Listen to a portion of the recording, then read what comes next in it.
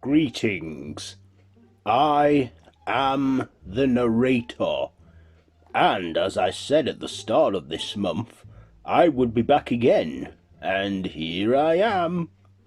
This here is a random horror narration special presentation, and in this special presentation, I, as a narrator, am going to narrate and tell a story that was written by the guy who runs this channel, Random Ross.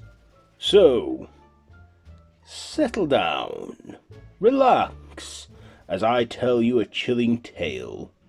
This story is The Ritual of Jack the Ripper. Enjoy it.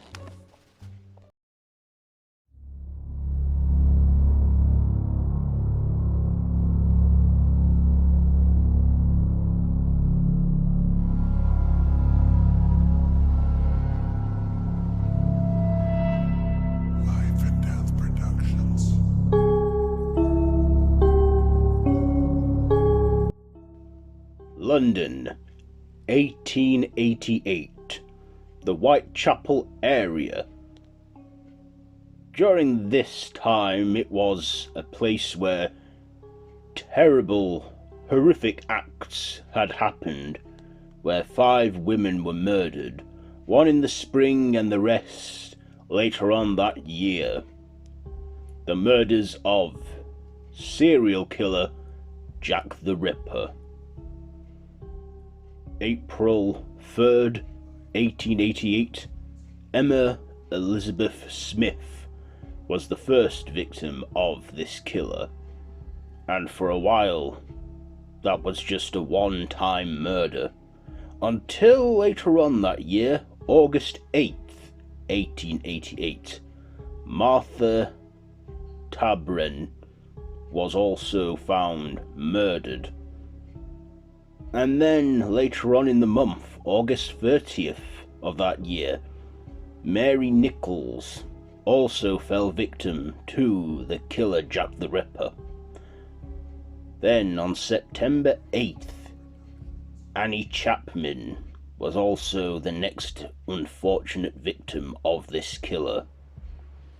And then, in the same day, his 3rd and 4th victims, Elizabeth Stride and Catherine Eddowes, both found murdered on the 30th of December 1888 in different parts of the City of London. Now, all these women had one thing in common. They were sex workers, prostitutes. Upon the first murder, the police didn't pay much attention, as she was just that, a prostitute. And, of course, another thing that these victims all had in common, they were all found with their throats slit, disemboweled, and some with their organs ripped out, believing that the killer required surgical skills. And of course, this became known as a dark, terrifying autumn. But of course, the killer did not stop there. London, November 9th, 1888. A young woman, also a part-time sex worker, Mary Kelly, is walking the streets of London, aware of the killer in the area, but desperate for money as she has not eaten for a while. Sitting in a pub, hoping someone will notice her, pay her so that she can also buy money for something to eat. Then, a man in a cloak approaches her, wearing a top hat, introducing himself to the young woman and starting a conversation with her. Going very well. Aware of her profession, he offers her money to accompany him this evening. They then take a walk around the area. Cold and wet, and quite a morbid place to be in the Victorian streets. However, they find a fish and chip shop where they purchase food and both eat them. But Mary asks the man if she would like to accompany him back to her flat. The man in the long cloak and top hat and also suitcase agree to this and return to her flat, where they enjoy their fish and chip supper. Mary feeling very nourished, as she had not eaten in days. The man was glad that she enjoyed her food. Then, before they got down to business, where Mary assumed it would be of sexual encounters, he then offered to make a cup of tea for her. As he made the drink, he slipped something in there, with a sinister intention on his face. Giving her the drink, she drank it all, and felt like she mattered. The man said, "I'm glad you enjoyed your meal. A lot of fish and potatoes in there," he said. Then, all of a sudden, Mary began to feel nauseous, tipsy and losing consciousness, almost till she collapsed to the ground, but still awake. The man roofied her. That is when he placed her on her bed and removed his hat and cloak and the rest of his clothes. Putting on a butcher's apron, he then tells Mary, "I'm very sorry, my dear, but I believe you have fallen victim to me. That's right. I'm that notorious killer everyone has been saying, Jack the Ripper." I like that name. I mean, I didn't write that first letter, but whoever put that name in there should deserve a pat on the back.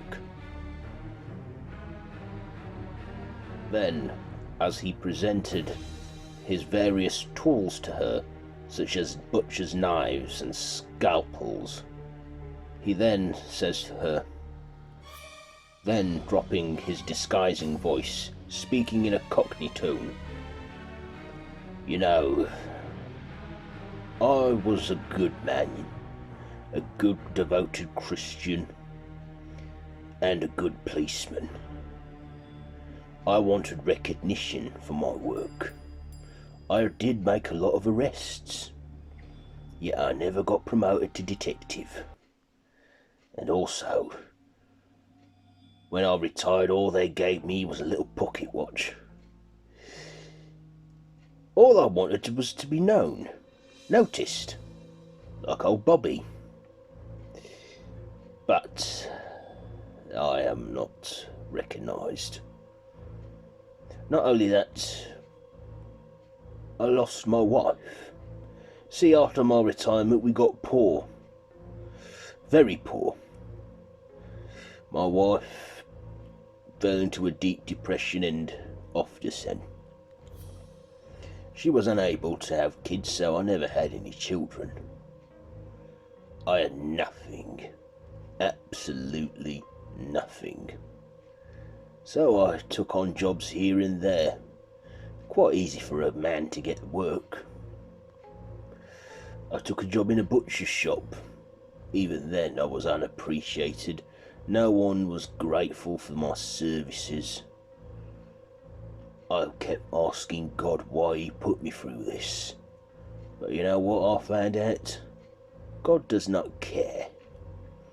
God just made us so he could retire. But my prayers did get answered. At first I thought it was wrong, but that's when he came to me, offered me a deal. I knew how deals work with him. But then he told me if I could make a sacrifice of an impure soul, and purify the heart and give them their soul, he will give me what I seek. You know what that is, my dear? Fame. Recognition. I want to be remembered for centuries to come for being a decent person. And after I perform this ritual, I shall. The first victim, I was nervous because I had not killed anyone before. Yeah, I beat a few people during my policeman days, but yeah, I killed her and I was a bit hesitant. Took me a couple of months before I plucked up the courage to do it again, and I did. Every time though, every bloody time I'd committed an act of killing, I was always interrupted by someone passing by. That was my mistake, you see. Going into the streets when I should have lured them into a domestic place. Like here. And now, I'm very sorry for what about is to happen to your soul, but it's so I can get my fame and keep my soul. Don't worry. It'll all be over soon enough.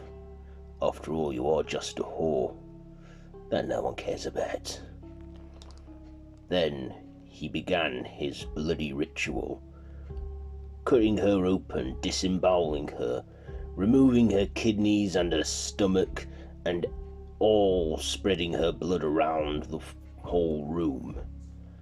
And then, to finish off, he took out her heart. Thinking it needed to be cleansed, he then placed it in the kettle where it boiled. And there he chanted to himself, "Hail Satan." He then changed back into his cloak and all his clothes and packed away his tools. He then left the flat, where he was walking in the streets, hoping that he would appear. There he saw a homeless man sitting with a bottle. Then all of a sudden the homeless man's eyes grew red and stood up. And then the killer said, "Well, my Lord Satan, I did it. I performed the sacrifice to the last detail. This time I pulled it off. Took 4 attempts, but I'm 5th time lucky, aren't I? So, my reward, my fame, Mr. Lucifer Morningstar." The devil then telling the killer, "Oh, my dear friend, our deal is done. You are famous. I mean, for murder." "What? No. I said, if you make me famous, I will then be your slave for all eternity." "Yes, but you was never specific about what you wanted to be famous for. I was assuming I could become a singer, a dancer, an entertainer. Some geezer who discovers something, I don't know, but not a murderer." "Oh, but because you didn't say you wanted to be famous for a certain profession, I took the liberty of choosing that for you," said the devil. No, this isn't you screwed me over." "I have not screwed anyone over," said the devil. "I said I wanted fame. I've given you your soul. Now give me what I want." "I have given you what you want. Tomorrow, Mary Kelly's landlord will find her body. Well, parts of her all over her flat. And of course, now that you no longer need to kill, well, you will stop, won't you? And you're going to anyway, because we still have the rest of the deal to fulfill. What are you talking about? Well, tomorrow this will make the newspapers, and you will be known as the most notorious serial killer in history.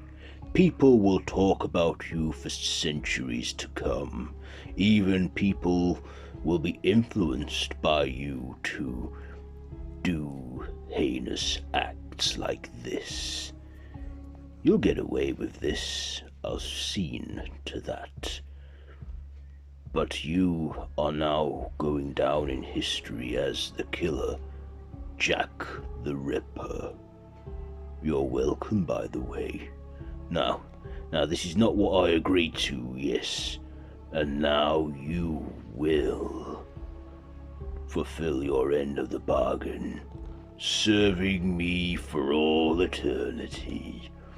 Then, the ground, the cobbles underneath the killer's footsteps open as a fiery inferno appears below him, hands grabbing his legs and dragging him into hell, screaming and begging for this to stop. He then is dragged into hell as the ground closes up. As for the devil, his red glowing eyes look around, and then he closes them, giving the homeless man his body back, and also the homeless man wondering, oh, what the hell have I been sleepwalking again? He then walks off into the dark mist of the London streets. As for Mary Kelly, her remains were discovered the next morning, where the landlord was horrified, and of course, going down in history as the infamous Jack the Ripper, where it would be told and repeated and even documented in shows, films, books for the decades that would follow, and would go on to be an unsolved case, keeping its reputation as an infamous murder spree.